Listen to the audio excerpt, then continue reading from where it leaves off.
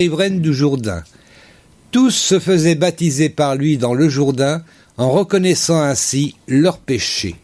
Voilà, on reconnaît son péché. On n'est pas sauvé par ça. Mais... Alors, puis, non, je vais dire des bêtises. Vas-y. Non, je dis rien. Oh là là, moi non, parce que quand je dis des bêtises, je dis vraiment des bêtises. Alors, ça fait mal. Hein. Oula. Non, non. Oh là là. Allez, 4e question. Jean disait aux pharisiens, espèce de chien, espèce de vipère, ou espèce d'andouille. Oh, il aurait pu. Jean disait aux pharisiens, espèce de chien, espèce de vipère, ou espèce d'andouille. Allez, un petit tic-tac, ça fait pas de mal. Allons-y. Oh, espèce d'andouille. Espèce de vipère. Bah oui, espèce de vipère. Et Dieu disait race de vipère.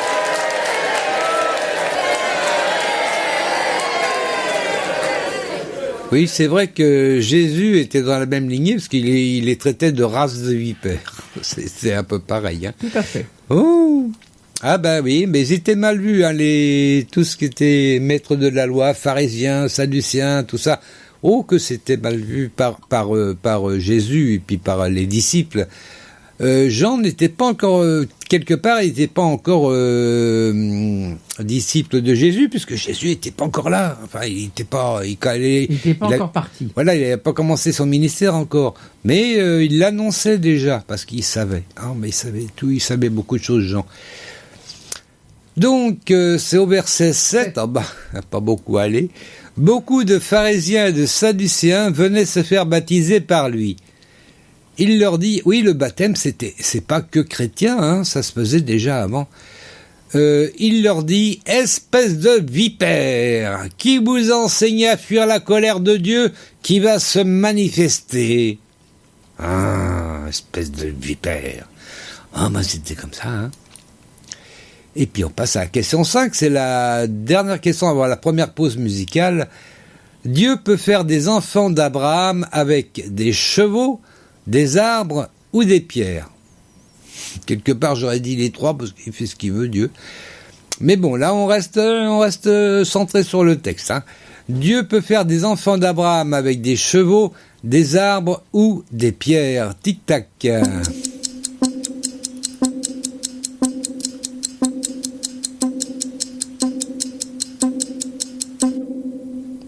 Pierre. Des pierres, exactement.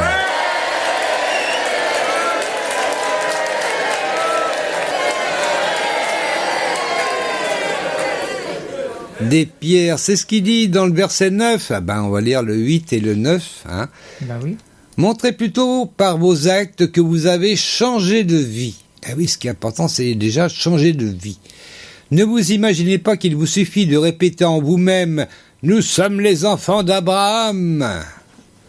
Car regardez ces pierres. Je vous déclare que Dieu peut en faire des enfants. Je recommence.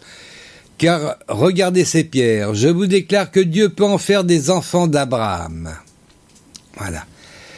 On arrive à la première pause. Ah oui, c'est de bonne heure. Hein. Donc l'émission sera plus courte, monsieur. Oh, c'est pas grave.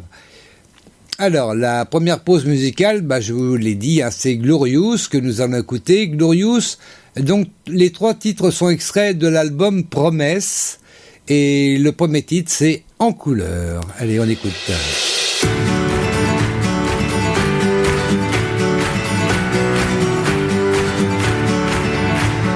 Souffle puissant qui créa l'univers, viens en nous, ô Saint-Esprit. Tu fais jaillir la vie et la lumière, viens en nous, ô Saint-Esprit. Pour qu'éclate un million de couleurs, viens en nous, ô Saint-Esprit. La liberté du feu créateur, viens en nous, ô Saint-Esprit. Viens en nous, ô Saint-Esprit.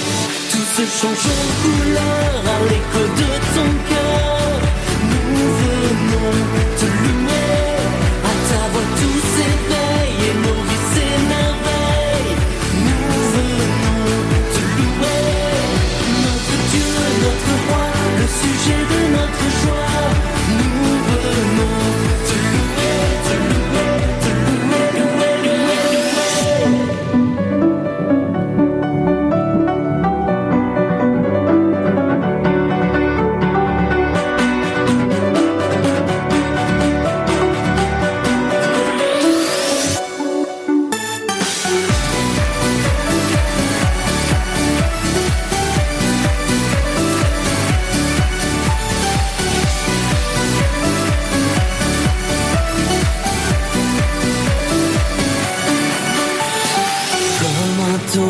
qui déferlent nos cœurs. Viens en nous, ô Saint-Esprit.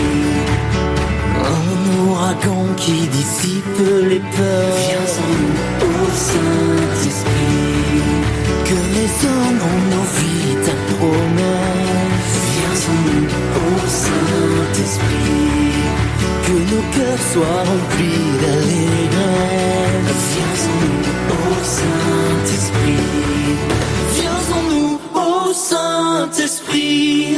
Tout se change en couleur à l'écho de ton cœur. Nous venons te louer. À ta voix tout s'éveille et nos vies s'émerveillent. Nous venons te louer. Notre Dieu, notre roi, le sujet de notre joie. Nous venons te louer, te louer, te louer, louer, louer, louer.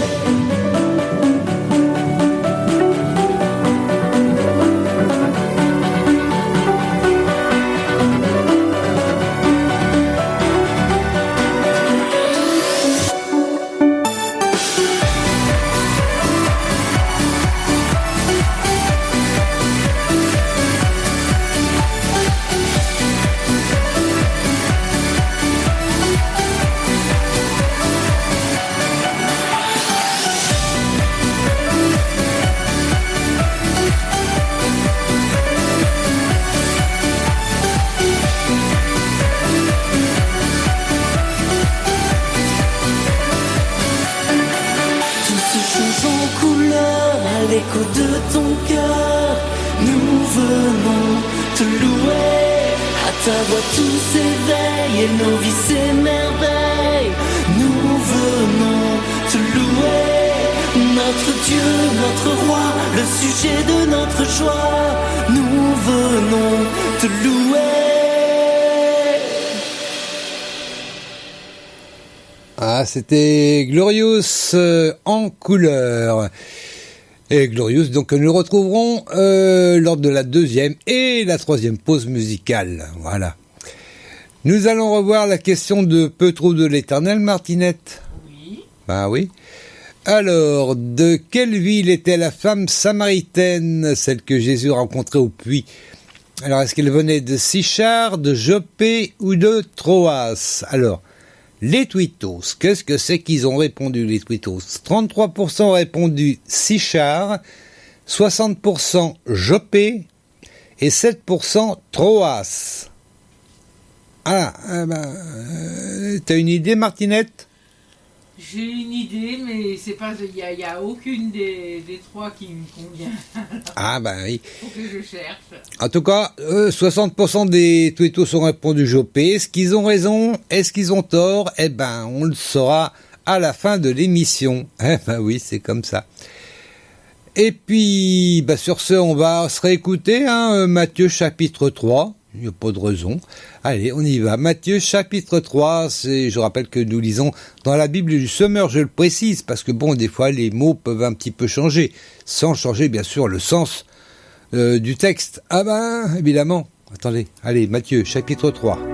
Matthieu chapitre 3 dans la Bible du Semeur. En ce temps-là, parut Jean-Baptiste. Il se mit à prêcher dans le désert de Judée.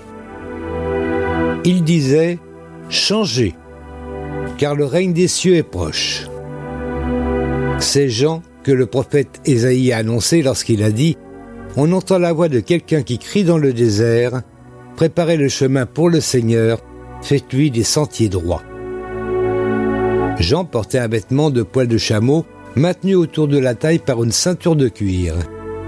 Il se nourrissait de sauterelles et de miel sauvage. On venait à lui de Jérusalem, de la Judée entière et de toutes les contrées riveraines du Jourdain. Tous se faisaient baptiser par lui dans le Jourdain, en reconnaissant ainsi leurs péchés. Beaucoup de pharisiens et de sadducéens venaient se faire baptiser par lui. Il leur dit « Espèce de vipères, qui vous a enseigné à fuir la colère de Dieu qui va se manifester? Montrez plutôt par vos actes que vous avez changé de vie. Ne vous imaginez pas qu'il vous suffit de répéter en vous-même « Nous sommes les descendants d'Abraham » car regardez ces pierres. Je vous déclare que Dieu peut en faire des enfants d'Abraham. Attention, la hache est déjà sur le point d'attaquer les arbres à la racine. Tout arbre qui ne produit pas de bons fruits sera coupé et jeté au feu. Moi, je vous baptise dans l'eau, en signe de votre changement de vie. Mais quelqu'un vient après moi. Il est bien plus puissant que moi, et je ne suis même pas digne de lui enlever les sandales.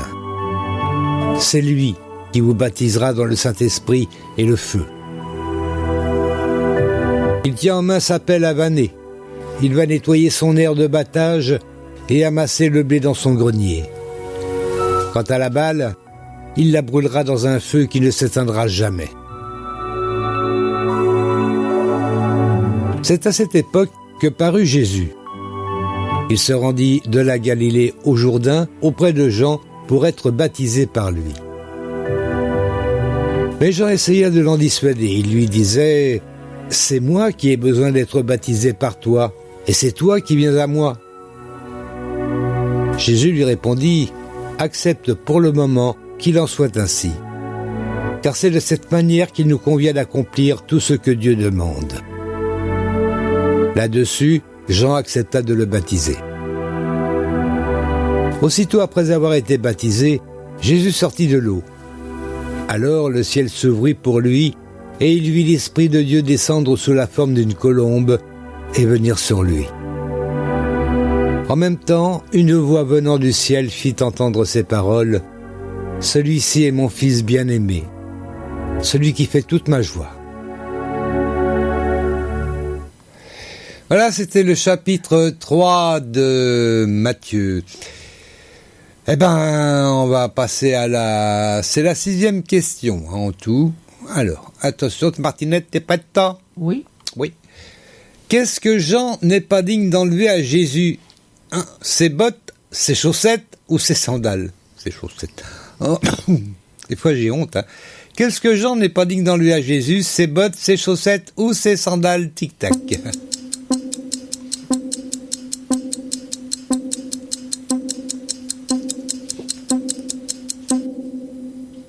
Ses sandales. Ses sandales, bah ouais. Ah bah ouais.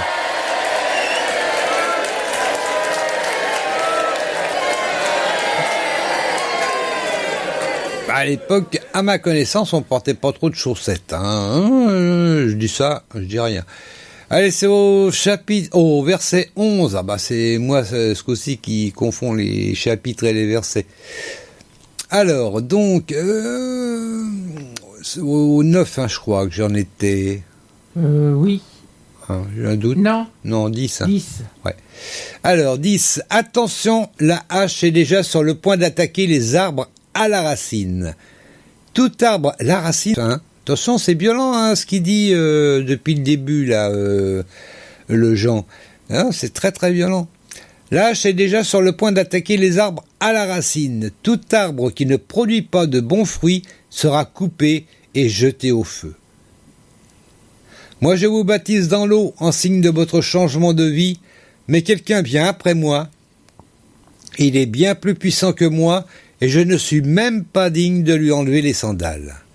C'est lui qui vous baptisera dans le Saint-Esprit et le feu. Voilà, c'était le verset 11, un bon verset qu'il faut... N'hésitez pas à relire tout ça. Oh bah oui. Allez, la question 7. Que tient en main celui qui vient après Jean ? Que tient en main celui qui vient après Jean ? Est-ce que c'est une pelle, un balai ou un râteau ? Que tient en main